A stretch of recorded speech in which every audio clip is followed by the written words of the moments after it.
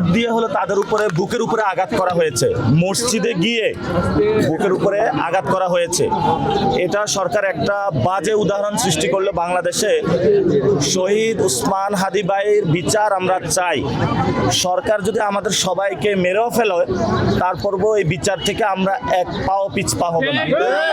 আমরা আশঙ্কা করছি এখানে সরকারের ভিতরেও কেউ এটার সাথে জড়িত থাকতে পারে। না হলে বিচার চাইতে গিয়ে জনগণের সরকার কেন আমাদের উপরে এই ধরনের অত্যাচারের স্টিম রোলার চালাবে? আমরা সেখানে দেখলাম যে যমুনার ওইখানে এখনো ব্যারিকেড দিয়ে তারা রেখেছে। আমরা এই পুলিশি হামলার প্রতিবাদ জানাচ্ছি। আর আমরা ইমার্জেন্সিতে গিয়েছি, ভয়াবহ অবস্থা। সাংবাদিকদের অনেকের উপরে চোখের মধ্যে আঘাত করা হয়েছে এবং নারীদের উপরে বুট দিয়ে তাদেরকে লাথি মারা হয়েছে। নারীদের অবস্থা খুবই খারাপ, অনেকের পায়ে গুলিবিদ্ধ, অনেকের হাতের অবস্থা খারাপ, অনেকের ব্রেইনের মাথার অবস্থা খারাপ, খুবই বাজে অবস্থা। 30-40 জন ইমার্জেন্সিতে, খুবই ভয়াবহ অবস্থা। সরকার এটা খুবই একটা বাজে উদাহরণ সৃষ্টি করলো বাংলাদেশে।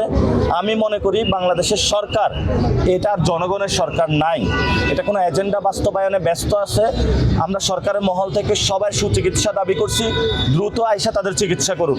যদি লজ্জা শরম থাকে আপনাদের, তাহলে তাদের আইসা দ্রুত চিকিৎসার ব্যবস্থা করুন।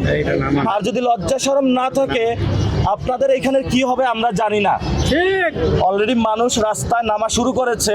এই সরকারকে বলবো, লজ্জা শরম যদি থাকে আমাদের ভাইদের কাছে আসুন।